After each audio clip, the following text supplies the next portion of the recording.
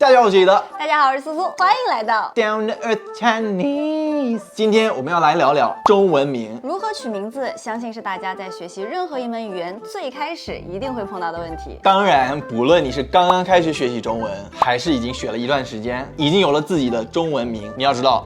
It's never too late to change your Chinese name。我们今天会介绍一些中国人取名字的习惯，以及外国人取中文名的小技巧和注意事项，希望可以帮助到大家。那我们就直接开始吧。其实啊，我们中国人的名字每一个字都不是随便取的，都是有寓意在里面的。就是名字里的每一个字，可以包含父母对孩子未来的一个期待。那拿我举个例子，我的名字叫做王怡苏，王是他的 surname， 这一般就是随爸爸或者妈妈。怡苏是他的 first name， 有寓意的就是这个部分。对的，中文名字呢和西方的名字不太一样，绝大多数情况啊都是以姓在前名在后的方式组成。那继续用我的名字举例子，我名字里的第一个字怡本身有快乐、愉快的意思。那我的父母呢选择这个字放在我的名字里，当然是希望我长大以后可以开开心心、快快乐乐。至于我名字里的第二个字苏就有讲究了。苏呢，大家一听到可能会想到是江苏省的简称，或者是姓氏苏。因为我名字里的怡呢，听起来很像心仪的怡，所以之前有很多人问我是不是我爸爸姓王，我妈妈姓苏，但是其实不是这样。虽然说我刚好出生在江苏，但是我名字里的苏呢是另外一个意思。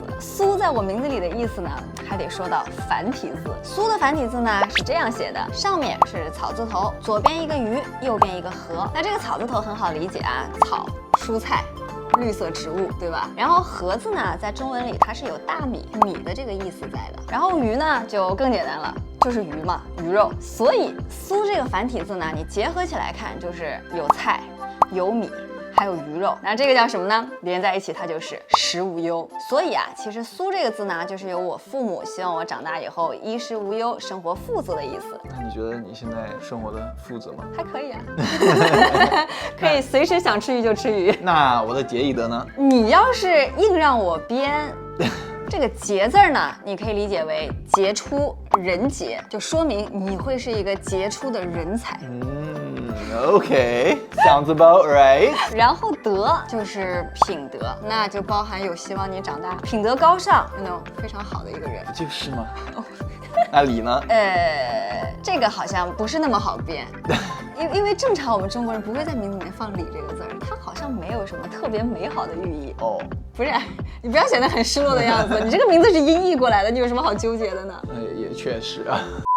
OK， 那现在我的名字呢，就是音译过来的，也就是大多数外国人会选择的方式。那既然说到了音译，我们就来顺着说说外国人取中文名的几种方式。Alright，let's do it。第一种，也就是跟我一样，直接音译。你原来的名字叫什么，就直接找读音接近的中文字，把它组合成名字。比如我叫 Jared， 那对应的中文名可以是杰以德、杰拉德或者杰瑞德。I still think 杰里德 is the best though。No 杰拉德。杰拉德最难听，我觉得。当然，外文名字你把它音译成中文，那出来的名字呢，可能对于中国人而言不是那么好记住，所以还有一个简化的方式。大小老妈，简单的说，就是在你的名字里面选一个字，法子里选一个，连起来就可以。怎么选呢？当然也不能随便选，是有讲究的。一般来说呢，小和老是互相对应的。如果在你身边的朋友、同事、同学，你的年龄最小，那么你就可以选择小来结合你名字里的字，比如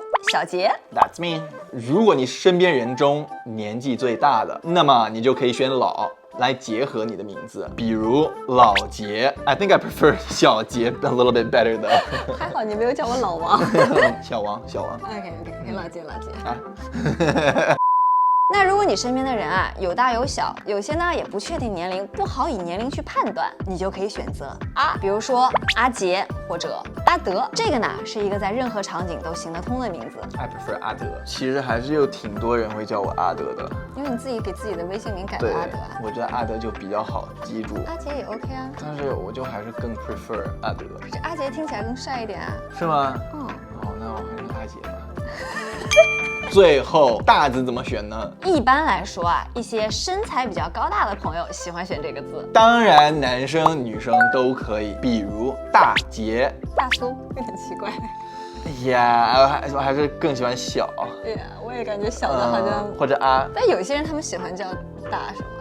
guess。对，就看你们自己喜欢了。OK， 怎么样？是不是还挺简单的？我们刚刚呢是以选择你名字里的字为一个例子，这样是最简单的方法。你可以把这个名字当做是你的昵称，也可以把它当做是你的全名。第二种和中国人一样，你可以找几个表达你自己对未来期待的字来组成你的名字，或者找你喜欢的字也可以。至于姓氏，你可以选择自己原来姓氏的谐音。So my last name is Fa， 换成中文姓氏就可以选发或者花。当然啊，你属于比较特殊的情况，非常特别的。对，就你那 So 个 special。I'm sorry. Continue. 就是你那个姓，把它翻译成中文之后，它也是比较少见的姓。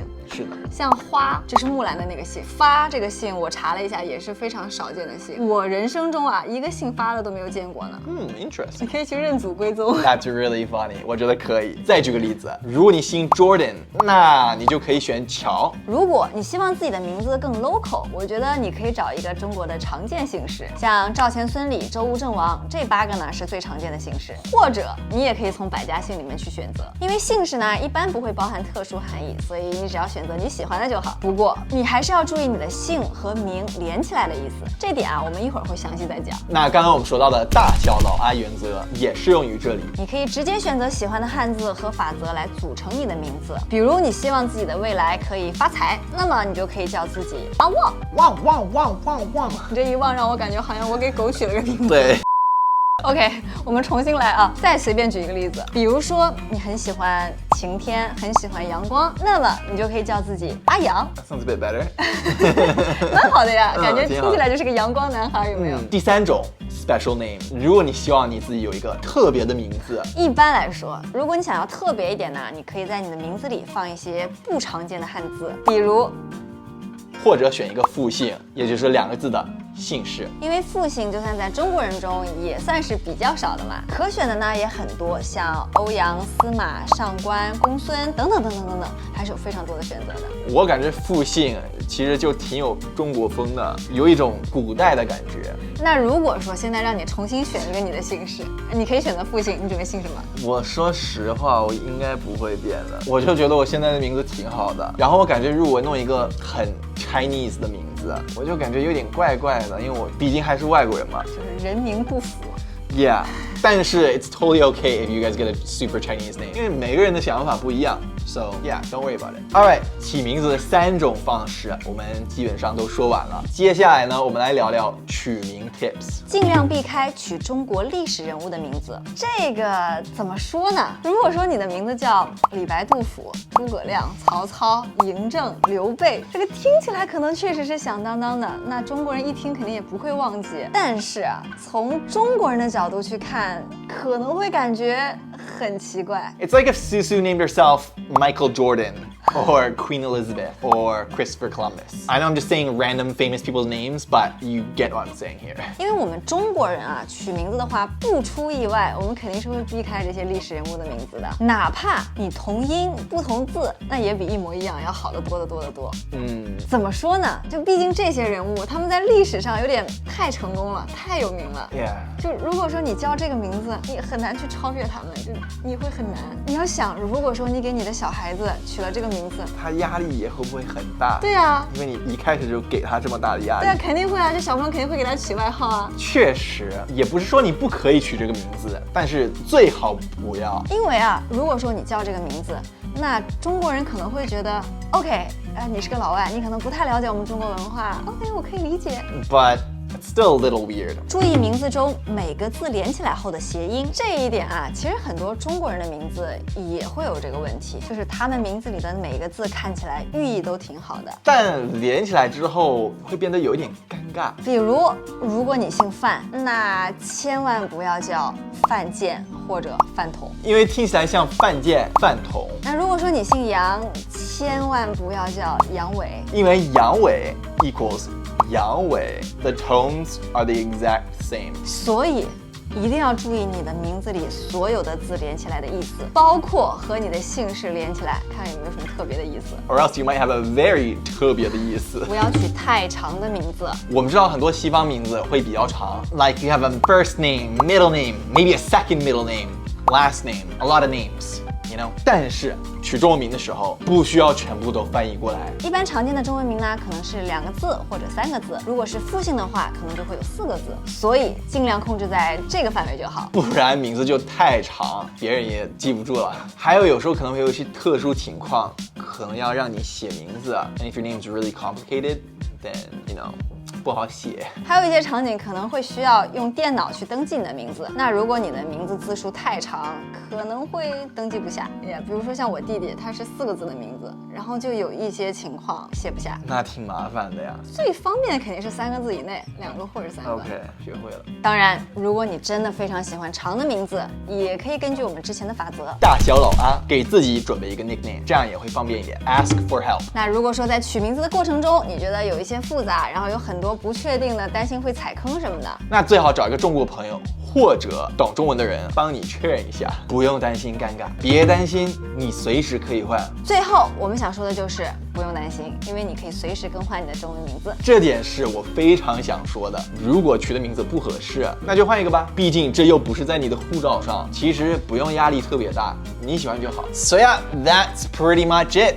今天的内容差不多了，希望可以帮助大家取一个你们喜欢的中文名。那后面呢，我们也会做更多这样有意思的视频，希望可以帮助到大家了解更多接地气的口语。那如果你喜欢学中文，对中国文化有兴趣，那记得关注我们，还有记得打开下面的那个 notification button， 这样后面你不会错过任何更新，错过会后悔。Yeah。那如果说你有任何关于学中文的问题，或者想了解的词，都可以留言告诉我们。留言告诉我们，好吧？那就今天的视频就到这里了。如果喜欢的话，请点个赞。好的，那就下次见吧，拜拜。 Peace。